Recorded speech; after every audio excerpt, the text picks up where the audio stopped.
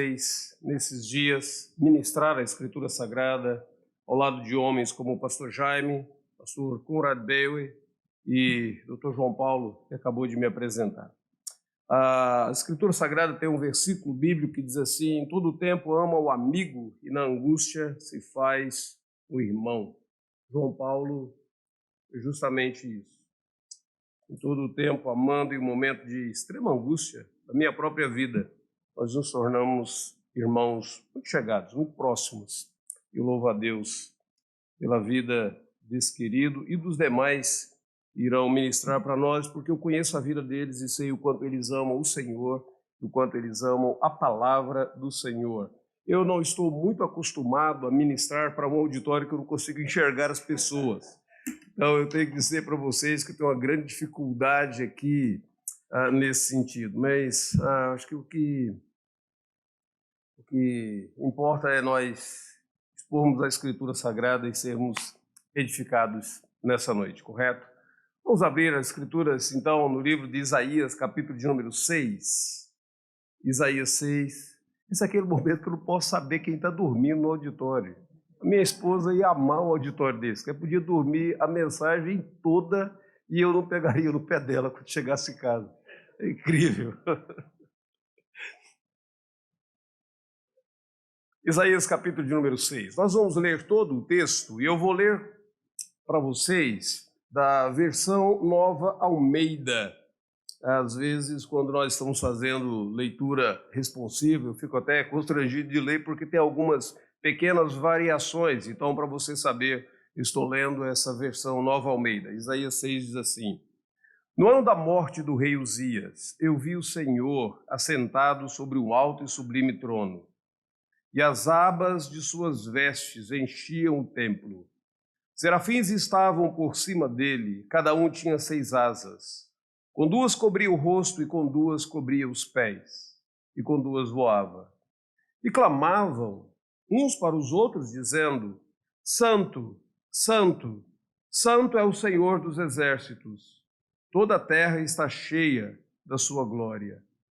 Os umbrais das portas se moveram à voz do que clamava, e o templo se encheu de fumaça. Então eu disse: ai de mim, estou perdido, porque sou homem de lábios impuros e habito no meio de um povo de impuros lábios. E os meus olhos viram o Rei, o Senhor dos exércitos. Então um dos serafins voou para mim, trazendo na mão uma brasa viva que havia tirado do altar com uma pinça. E a brasa tocou a minha boca e disse: eis que a brasa tocou os seus lábios, e a sua iniquidade foi tirada, e o seu pecado perdoado. Depois disso ouvi a voz do Senhor que dizia: a quem enviarei? Quem há de ir por nós? Eu respondi: eis-me aqui, envia-me a mim. Então ele disse: vai e diga a este povo: ouçam, ouçam, mas sem entender. Vejam, vejam, mas sem perceber. Torne insensível o coração desse povo, endureça-lhes os ouvidos e feche os olhos deles, para que não venham a ver com os olhos, ouvir com os ouvidos e entender com o coração, e se convertam e sejam curados. Então eu perguntei: até quando, Senhor?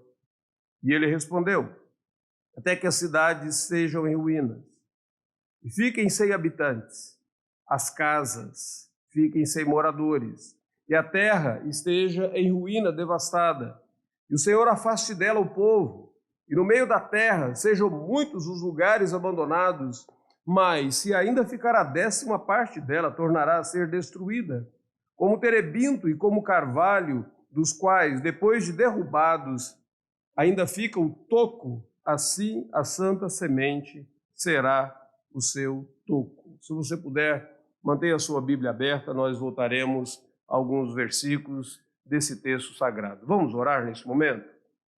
Bendito Senhor, nós acabamos de abrir a Tua palavra e lê-la, mas somente Tu podes abrir o nosso entendimento e o nosso coração. Pedimos então que fales ao nosso coração nessa noite. Pai, diante de tão sublime assunto que temos para discorrer, nós suplicamos que o Teu Santo Espírito presente aqui opere no nosso coração e na nossa mente, dando-nos a compreensão e transformando a nossa vida, vivificando o nosso coração. Nós suplicamos-te no nome do Senhor Jesus. Amém. Queridos, coube a mim falar nessas duas ocasiões sobre o Deus Santo. E há dois textos da Escritura Sagrada onde nós encontramos esta expressão, Santo, Santo, Santo. O primeiro deles é aqui em Isaías, capítulo de número 6, e o segundo nós iremos abordar amanhã, Apocalipse, capítulo de número 4, aquela visão sobre o trono de Deus. As duas são visões celestiais. Nesta aqui, Isaías tem a visão do Senhor, da sua majestade, da sua glória e da sua santidade. E lá naquele texto de Apocalipse, capítulo 4, nós vemos João tendo a visão do trono do Senhor Deus e aquilo que estava ao redor do trono, essa perspectiva do Deus transcendente. Esse talvez seja um dos assuntos mais importantes a serem considerados na vida cristã, porque o crescimento espiritual do crente está intimamente conectado à compreensão que o crente tem da santidade do Senhor Deus. Conhecimento da santidade de Deus produz em nós um temor saudável na nossa vida cristã e que nos motiva, que nos impulsiona a crescermos espiritualmente. O próprio Deus se revela nas Escrituras Sagradas como Deus Santo. Ali no livro de Levítico, quando tem aquela expressão que vai aparecer de novo no Novo Testamento, sede santos porque eu sou santo. Deus se revela ali como Deus Santo. E nesses dois textos de Isaías e no texto de Apocalipse, nós encontramos essa descrição sobre a santidade de Deus nessa fórmula tríplice. E me faz lembrar uma ocasião, eu estava meditando sobre isso, repassando as minhas anotações e meditando sobre isso essa tarde, me faz lembrar uma coisa bem interessante. Dr. João Paulo falou que eu tenho um doutorado nisso, pós-doutorado naquilo, sou diretor do Centro Presbiteriano de Pós-Graduação, mas ultimamente uma das minhas melhores apresentações é que eu sou avô de 6. Tem 5 caminhando e tem uma a caminho. Então, e um desses dias eu estava interagindo com um desses meus netos, o Benjamin, tem 2 anos, é o filho mais velho do meu filho mais novo, né, filho mais velho do Jader, e nós estávamos, em uma determinada ocasião, eu fazia um trabalho com madeiras, e Benjamin chegou assim perto de mim comendo bolo, mas os pais dele não permitiam que ele comesse nada de doce ainda, porque não queriam que o menino tivesse contato com açúcar. A avó, Meire, minha esposa, fez então um bolo de damasco e passas, onde ele pudesse de alguma maneira ter um contato com alguma coisa que fosse adocicada, mas naturalmente adocicada. E o Benjamin amava todas as vezes que a avó fazia aquilo. Então o Benjamin chegou perto de mim, eu virei para ele e disse, o que você está comendo, Benjamin? Ele disse, bolo. Eu disse, você gosta do bolo que a vovó faz? Ele disse, sim. E eu sei que todas as vezes que ele gosta de alguma coisa, ele diz assim, muito, muito. Então eu disse para ele, você gosta muito, muito, Benjamin? Ele disse, não, eu gosto muito, muito, muito. Então ele disse 3 vezes, dando aquela intensidade, para que eu compreendesse o quanto ele gostava de fato daquilo. Pois os 2 textos bíblicos que mostram essa intensidade sobre a santidade de Deus estão aqui.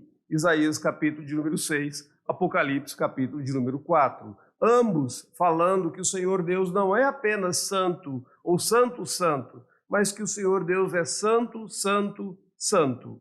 Quando nós consideramos a santidade de Deus, eu gosto muito de me lembrar de uma frase de um escritor protestante, um teólogo chamado Charles Hodge, que ele diz assim, a santidade de Deus não deve ser concebida meramente como mais um atributo de Deus, mas ela é a verdadeira perfeição divina, a perfeição de todos os atributos. Então, quando nós falamos sobre a santidade, nós não estamos falando apenas de uma parte do Senhor Deus, mas nós estamos falando de toda essa perfeição de Deus. Thomas Watson, que foi um puritano britânico, ele dizia que a santidade é a joia brilhante, mais brilhante na coroa de Deus, pois ela é o nome pelo qual Deus se faz conhecido. A santidade de Deus é o que distingue Deus de toda a sua criação. Aliás, talvez a melhor coisa é nós pensarmos o que significa a palavra santidade. Normalmente nós usamos a palavra santidade como uma pureza moral. Nós falamos que temos que andar em santidade, vivendo uma vida pura, fechando os nossos olhos para as impurezas, não nos dedicando a nada que seja imoral. Os nossos lábios devem cuidar para que deles não saiam nenhuma palavra torpe e assim por diante. Nós pensamos geralmente na santidade como sendo uma pureza moral. Mas santidade é muito mais abrangente do que uma pureza moral. Santidade é uma palavra que significa separado de e separado para. Então, quando nós falamos que o Senhor Deus é santo, nós estamos dizendo que o Senhor Deus é separado do pecado, separado das limitações e dos desvios de toda a sua criação, mas separado para dedicar-se à sua glória, separado para dedicar-se à sua perfeição, separado para fazer a sua vontade. Nesse texto de Isaías 6, nós vemos justamente isso. Nós vemos aqui, em primeiro lugar, Deus sendo separado de sua criação. Se você observar, o texto diz assim: no ano da morte do rei Uzias, eu vi o Senhor assentado sobre o alto e sublime trono, e os serafins estavam por cima dele, adorando. E o próprio Isaías está ali naquela visão, e quando ele tem aquela contemplação da santidade de Deus, ele diz: ai de mim, eu estou perdido. Ou seja, nem mesmo os serafins, e eles se cobriam, na verdade, o texto diz assim, que eles tinham 6 asas, com 2 cobriam o rosto, com 2 cobriam os pés, com 2 eles voavam, como se de alguma maneira eles estivessem dizendo: não somos dignos de contemplar toda essa santidade do Senhor Deus em todo o tempo desta maneira. Então eles mesmos cobriam o seu rosto, porque Deus é separado da sua criação. O Senhor Deus é absoluto.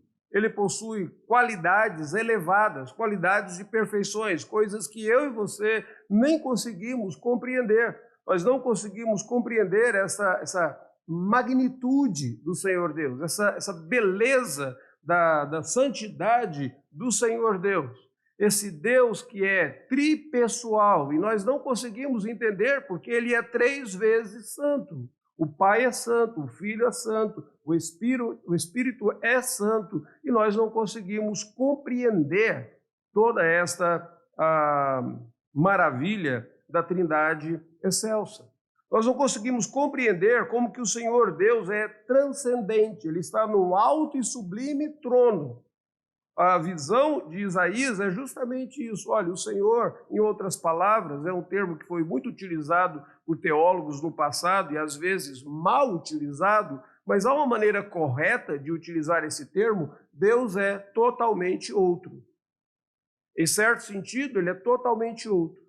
Aquele texto lá de Isaías 57 que diz que o Senhor Deus, ele habita no alto e sublime lugar. Ele é totalmente transcendente.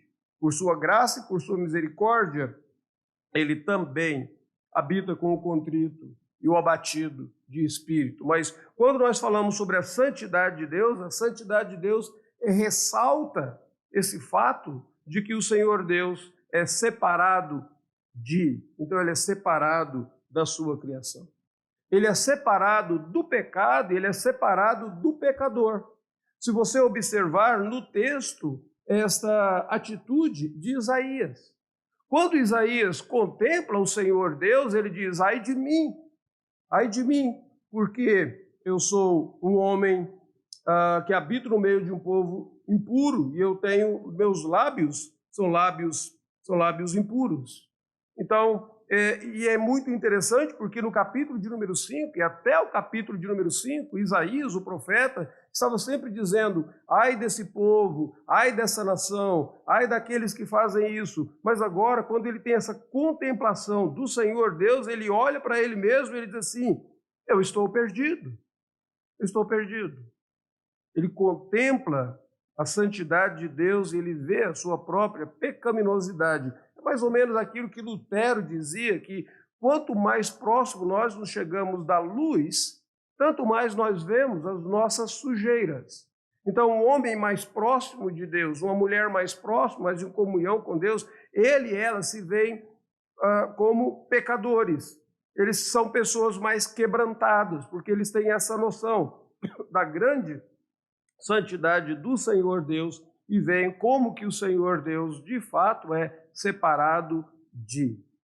Mas uma terceira coisa que é interessante você observar nesse texto é porque o texto diz que o Senhor Deus é separado de também dos falsos deuses, das falsas adorações, dos ídolos e das falsas admirações. Se vocês considerarem no versículo de número 1, quando Isaías escreve dizendo: no ano da morte do rei Uzias, eu vi o Senhor assentado sobre um alto e sublime trono, nós temos que compreender o que Isaías está escrevendo aqui. Ele não está simplesmente dando para mim e para você algumas dicas de qual foi a época em que essa visão aconteceu. É muito fácil nós falarmos assim: olha, a visão de Isaías, o chamado de Isaías aconteceu mais ou menos no ano XYZ, porque ele diz que foi no ano da morte do rei Uzias. Não, não é somente isso. O que ele está fazendo aqui, na verdade, é dando uma nota muito melancólica, porque ele está lamentando a morte deste rei. Rei Uzias foi um rei que reinou naquilo que nós chamamos, no período de Judá, de os anos dourados, quando o povo, de alguma maneira, sonhou que Judá se tornaria uma grande, uma enorme nação, porque o rei Uzias fez o que era bom aos olhos do Senhor durante 50 anos do seu reinado. No final da sua vida ele fez alguma coisa errada, no final da sua vida ele se afasta de Deus, a soberba, o orgulho dele, de fato, é maior, ele se torna inclusive leproso em uma determinada ocasião, quando ele tenta fazer algo que não era permitido a ele, e o Senhor Deus o pune naquele momento. Mas durante os 50 anos que ele reinou, a Escritura Sagrada diz que ele era um rei que fazia o bem para o povo. Ele era amigo da agricultura, eu gosto dessa expressão. Um rei que é amigo da agricultura, então ele organizava, ele arquitetava maneiras, de alguma forma, para trazer autonomia, independência para aquele povo. A Escritura Sagrada diz que ele desenhava alguns armamentos militares para que os seus soldados saíssem à guerra e eles vencessem a guerra. A Bíblia diz que ele era um indivíduo amado pelo povo. Mas não apenas amado pelo povo, ele era abençoado por Deus. Então havia muita esperança, havia muita expectativa sobre aquele homem, sobre aquele rei. Mas Isaías começa com essa nota melancólica dizendo: este rei tão esperado, esse rei tão amado, esse rei por alguns até mesmo idolatrado, ele morre. A esse vácuo, esse fim da esperança. E de repente Isaías diz assim: mas eu vi que quem estava sentado no alto e sublime trono não era o rei Uzias, era o Senhor Deus. A santidade de Deus significa Deus é separado de. Ele não é como eu, ele não é como você. E aqui talvez esteja um dos pontos que eu e você precisamos compreender acerca da santidade do Senhor Deus, porque muitas vezes na nossa caminhada cristã, muitas vezes na nossa vida com o Senhor Deus, nós erramos quando nós julgamos o Senhor segundo os nossos padrões. Aliás, aqui está talvez um dos erros que o salmista diz lá no Salmo de número 50, que o Senhor fica tão indignado que ele manda reunir o povo, ele manda reunir a assembleia, e ele vira para aquele povo e diz assim: pensavas que eu fosse teu igual. Inúmeras vezes nós vivemos a vida cristã e ao invés de compreendermos que nós fomos criados à imagem de Deus, nós pensamos que podemos criar o Senhor à nossa própria imagem, à nossa semelhança. E nós julgamos o Senhor Deus à nossa imagem, à nossa semelhança. Aqui está talvez um dos pontos que muitas vezes atrapalha no crescimento espiritual de vários cristãos. Aquele momento em que há uma diferença muito grande entre crer em Deus e contemplar a santidade de Deus. Enquanto você apenas crê em Deus, você não é muito diferente daquilo que a Escritura Sagrada diz dos demônios, porque até os demônios creem. E até os demônios conseguem responder emotivamente a essa verdade do Senhor Deus, porque a Bíblia diz que eles tremem. Então eles creem e eles têm emoções. Mas eles não conseguem contemplar no sentido de adorar e se render. Enquanto eu e você apenas cremos em Deus e apenas cremos na santidade de Deus, nós estamos muitas vezes crendo apenas em um conceito religioso. Mas a partir do momento que nós contemplamos e adoramos e somos impactados e transformados por esta realidade, de fato, nos tornamos adoradores. Isaías não era um indivíduo não crente. Isaías era uma pessoa crente. A experiência que Isaías tem não era o momento em que ele não cria em Deus, não era aquele momento em que ele estava andando, de repente ele tem uma visão e diz, eu ver que é Deus lá, olha que coisa interessante. Nada disso. Mas ele já cria, só que ele não tinha esta experiência transformadora na vida dele, de contemplar a santidade do Senhor Deus. O texto diz que o Senhor Deus é santo, porque ele é separado da sua criação, do pecado, do pecador, dos falsos deuses. Mas o Senhor é separado não apenas ele é separado para. Ele é separado para quê? Ele é separado para a sua própria glória e majestade. E aqui uma coisa muito interessante. O próprio Deus diz assim, a minha glória eu não darei a outrem. O que impede que Deus, sendo Ele dedicado à sua glória, amando tanto a sua glória, o que impede que Ele não caia em pecado e seja soberbo? Eu gosto muito de C.S. Lewis, quando ele explica isso em um prefácio do comentário de Salmos, em um livro chamado O Peso da Glória. Ele diz que qualquer pessoa que se alegra ou se orgulha por alguma coisa que de fato não pertence a ela, essa pessoa se torna soberba e esta pessoa está incorrendo em pecado. Mas a glória, ela pertence a Deus. Então ele não pode ser soberbo, ele só é verdadeiro quando ele diz que ele é de fato glorioso. Deus é separado para dedicar-se à sua glória em tudo que ele faz. A Escritura Sagrada diz que ele faz para o louvor da sua glória. Tudo que ele realiza é para que, de fato, a glória dele transpareça. Deus é separado para cuidar da sua glória. Talvez, deixa eu tentar dar uma explicação melhor sobre isso do que é a glória de Deus, porque a palavra glória significa peso. Glória significa peso. Então, deixa eu tentar fazer com vocês contar uma seguinte história. Um determinado professor de administração na universidade, em uma ocasião, ele chegou em frente à sala e ele colocou assim sobre uma mesa vários jarros de acrílico. E nesses jarros tinham umas pedras muito grandes e elas vinham até mais ou menos a boca do jarro. E então ele volta-se para a sala e ele diz assim, vocês acham que cabe mais alguma coisa nesse jarro? E eles dizem, não. E ele pega uma porção de brita e ele joga a brita e a brita vai encontrando o seu lugarzinho entre as pedras e encaixa. E ele diz, e agora, vocês acham que cabe mais alguma coisa? Ele diz, não, agora não cabe nada. Então ele pega uma areia bem fininha e ele coloca, e a areia também vai encontrando o seu caminho entre as britas e entre as pedras. Ele diz, e agora? O que vocês acham? Ninguém queria responder mais nada, porque já tinham errado 2 vezes. Então eles já ficaram calados assim. E ele pegou uma porção, uma jarra de água, e ele colocou, e ele virou e disse, qual a lição que vocês tiram disso? Um gaiato levanta a mão e diz, é que se der um jeitinho sempre cabe mais alguma coisa. Ele diz, não, a principal lição é, as pedras grandes têm que vir primeiro. Se a glória de Deus é a pedra grande na nossa vida, ou deixa eu mudar, se nós compreendemos corretamente a santidade de Deus, a glória de Deus, ou o zelo pela glória de Deus, sempre será a pedra grande na nossa vida.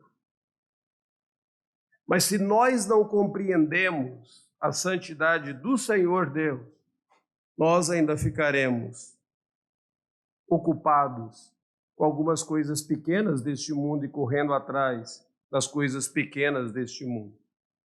Quando Jesus Cristo diz, buscai, pois, em primeiro o seu reino e a sua justiça, e todas as outras coisas vos serão acrescentadas, o fato é que quando nós corremos por todas as outras coisas, ao invés da glória do Senhor Deus, nós não nos satisfazemos com aquilo que Deus nos dá neste mundo. Deus é separado de, mas Deus é separado para. E uma outra coisa que Deus é separado para o seu próprio povo, para o relacionamento com o seu povo. E vejam bem, aqui nós temos este relacionamento de Deus com o seu povo bem ilustrado nessa visão que Isaías tem. O que Isaías observa, o que Isaías vê nesse texto aqui, que é muito importante que eu e você tomemos conhecimento nessa noite. Se você observar claramente aqui, você vai observar que Isaías percebe ali, ele vê essa glória de Deus, ele vê essa santidade de Deus, e ele vê que essa santidade de Deus, ela é enfatizada pela própria repetição. Ele é santo, santo, santo. E aqui uma coisa muito interessante do próprio hebraico. Quando eu e você queremos utilizar um superlativo, nós falamos de algo que é magnífico, de algo que é maravilhoso, de algo que... E nós usamos vários termos assim. Minha nora é indiana e é muito interessante conversar com um indiano, porque quando o indiano está entusiasmado com alguma coisa, quando ele está contente com algo, então ele sempre utiliza superlativo. Então ele vai falar que esse é o mais magnífico relógio que alguém poderia ter, esta é a mais bela plateia que alguém poderia utilizar, então ele vai sempre utilizando esses termos. No hebraico não é bem assim. No hebraico, quando se quer utilizar um superlativo, usa a repetição. Então é mais ou menos o seguinte, olha, tem um texto na Escritura Sagrada que diz que eles jogaram José em um poço muito fundo, mas para dizer que era muito fundo, diz assim, era um poço fundo, fundo. É mais ou menos como Benjamim. O Benjamim está certo, ele está sendo bem veterotestamentário na maneira dele conversar. Então dizia, é um poço fundo, fundo. Quando outro texto da Escritura Sagrada que fala sobre as joias que o rei tinha e que eram joias todas douradas. Então, a palavra que aparece no hebraico era ouro, ouro. E aí é traduzido para a nossa Bíblia como sendo alguma coisa dourada. Mas aqui é muito interessante porque o texto não apenas repete, o texto usa agora em 3 vezes dizendo que a santidade do Senhor Deus é infinita. Isaías tem essa compreensão de que a santidade do Senhor Deus é infinita. Isaías tem também essa compreensão de que a santidade do Senhor Deus é alguma coisa constante, contínua. Dê uma olhada naquilo que os serafins falam. Versículo de número 2, serafins estavam por cima dele, cada um tinha 6 asas, com 2 cobriam o rosto, com 2 os pés, com 2 voavam, e eles clamavam dizendo, santo, santo, santo é o Senhor dos exércitos, toda a terra está cheia da sua glória. Esses seres angelicais, eles estão fascinados com a glória do Senhor Deus, e eles não se cansam de falar dessa glória, eles não se cansam de repetir essa glória do Senhor Deus, tão fascinados que eles estão com ela, e eles começam a repetir continuamente. Ademais, para esses serafins, a santidade de Deus, ela não era apenas alguma coisa útil, mas era alguma coisa bela para ser contemplado e para ser adorado. Ela era atrativa. Tem algumas pessoas que se aproximam de Deus só porque, de alguma forma, Deus é útil para com elas. Às vezes eu converso com pessoas e elas dizem assim, olha, eu já fui membro de uma igreja protestante. Eu já fui membro de uma igreja evangélica, já fiz até minha profissão de fé. Mas aí, em determinado momento na minha vida, Deus permitiu que meu filho morresse. E eu não consegui me recuperar daquela dor até hoje. E, portanto, eu não consigo mais crer em Deus e eu não consigo mais seguir o Senhor Deus. Interessante. Ou às vezes eu encontro algumas outras pessoas que elas dizem, olha, eu já fui membro de uma igreja evangélica, já servi a Deus, já preguei o evangelho, já toquei lá na frente na igreja, mas meu casamento acabou e eu fiquei tão abalado com tudo aquilo que eu não consigo mais. Mas meu pai traiu a minha mãe e aí eu fiquei tão chocado com aquilo. Deixa eu fazer, e às vezes eu faço a seguinte pergunta para essas pessoas. Digo, olha, vamos lidar com isso depois. Deixa eu apenas fazer uma seguinte pergunta para você. Se alguém se aproximasse de você, sabendo que você é uma pessoa que tem posses, você tem um certo recurso financeiro. Não quer dizer que você seja um rico, mas você tem um certo recurso financeiro, uma certa posição social, e uma certa economia na sua conta bancária. E de repente essa pessoa se casasse com você, mas ela não conseguisse colocar a mão no seu dinheiro. E ela tentasse de alguma forma, mas ela não conseguisse tirar nada de você. E aí, por frustração do que ela não conseguiu tirar de você, ela se separasse de você. Como que você se sentiria? E normalmente a resposta é, claro que eu me sentiria usado. Se uma pessoa se aproxima de mim, interessada no meu dinheiro, nos meus recursos, nos meus bens, na minha posição e não na minha pessoa, é claro que eu me sinto usado. Eu não quero um relacionamento com uma pessoa dessa. Eu digo, mas é isso que você faz com Deus. Quando você se afasta de Deus, porque você diz que Deus não atendeu ao que você queria ter. É isso que você faz com Deus, quando você se aproxima de Deus mais pela utilidade do que você pode obter, arrancar de Deus. Um filho, um casamento, uma vida de saúde, vida sem câncer, uma cura do câncer.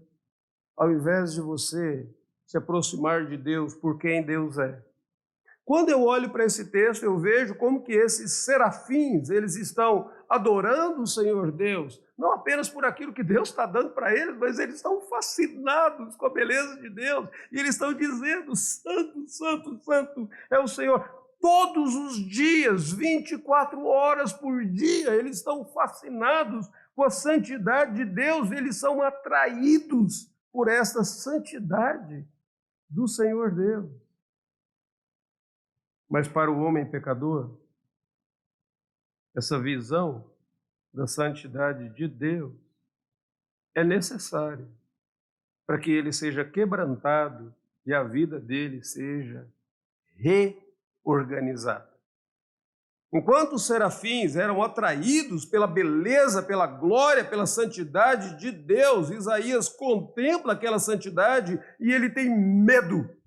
E ele diz no versículo de número 5, ai de mim, eu estou perdido, porque eu sou um homem de lábios impuros e eu habito no meio de um povo de impuros lábios. Sabe o que está acontecendo com Isaías nesse exato momento? Se você quiser compreender um pouquinho da crise de Isaías, nesse exato momento, você vai observar que ele tem uma verdadeira falência pessoal.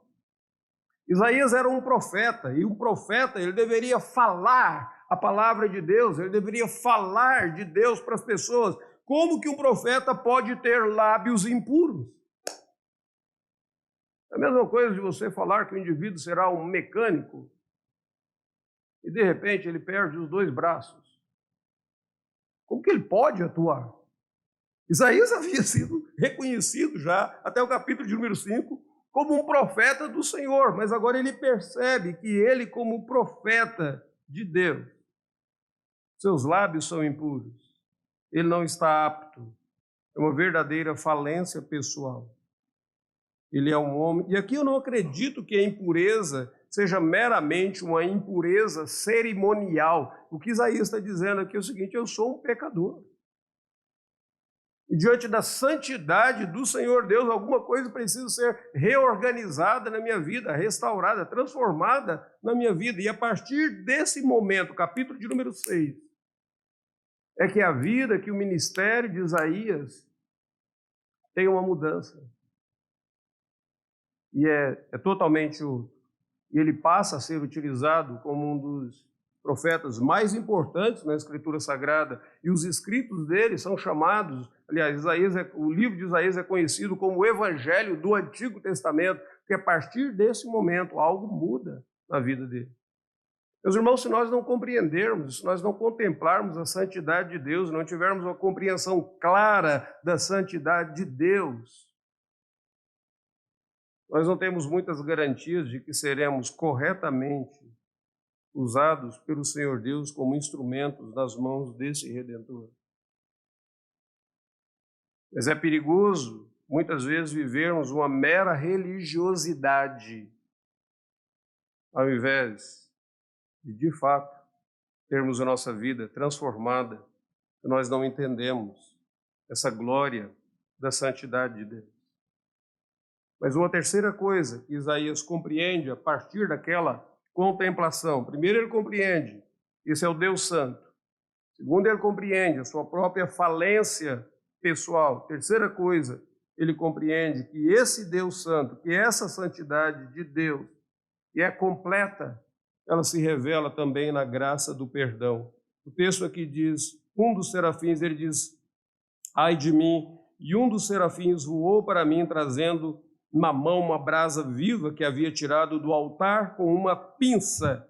E a brasa tocou a minha boca e disse, eis que essa brasa tocou os seus lábios e a sua iniquidade foi tirada. É importante você compreender aqui que a visão que Isaías está tendo da glória de Deus é semelhante, é parecido com aquela descrição que nós temos do tabernáculo lá no Antigo Testamento. Aliás, a Bíblia Sagrada diz que quando Moisés construiu o tabernáculo, ele construiu o tabernáculo mediante um modelo que ele viu nas regiões celestiais. E agora o texto fala dessa brasa viva que vem do altar, desse altar do sacrifício, essa possibilidade, onde o animal era morto, onde o sangue onde as partes eram queimadas, e o sangue era levado para o Santo dos Santos, e poderia então haver perdão. Na verdade, o que Isaías está vendo aqui é que a santidade do Senhor Deus se expressa por meio da graça do perdão, da graça da expiação. O que seria da minha vida, o que seria da sua vida, se nós não tivéssemos essa graça da expiação? Se nós não tivéssemos a bênção do fato de que o nosso Redentor um dia tivesse, de fato, morrido no altar e apresentado como resultado disso, da sua morte, da sua redenção, diante do Senhor Deus, e o sacrifício dele fosse aceito. E agora o texto diz que, quando Isaías tem essa contemplação da santidade do Senhor Deus, ele tem a contemplação de que essa santidade implica na graça perdoadora e restauradora. E aí o texto termina dizendo que Isaías ouve uma voz dizendo, a quem enviarei? Quem há de ir por nós? Ele diz, eis-me aqui, envia-me a mim. E aí ele diz, Senhor, até quando? E Deus diz, olha, você vai até que as cidades estejam em ruínas e fiquem sem habitantes, e as casas sem moradores. Na verdade, a descrição que o Senhor Deus está fazendo aqui nesse texto é uma descrição de juízo.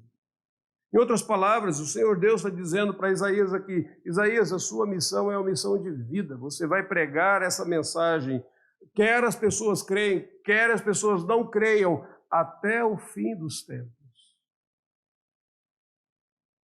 A minha santidade implica em que sua missão é uma missão aqui na terra, que ela só termina quando eu disser que acabou. Ela só termina quando o meu Redentor, meu Filho voltar. Ela só termina quando houver um juízo final. A santidade do Senhor Deus, desse Deus santo, santo, santo. Ah, queridos, como que isso está tão conectado ao meu crescimento espiritual, ao seu crescimento espiritual. O grande problema, talvez, é que eu e você, muitas vezes, vivemos em um cristianismo que seja um cristianismo mais subjetivista, se é que existe essa palavra. Nós estamos mais preocupados conosco mesmo. É um cristianismo mais antropocêntrico. É uma religião que muitas vezes nós tentamos que ela seja de baixo para cima, ao invés de uma religião de cima para baixo.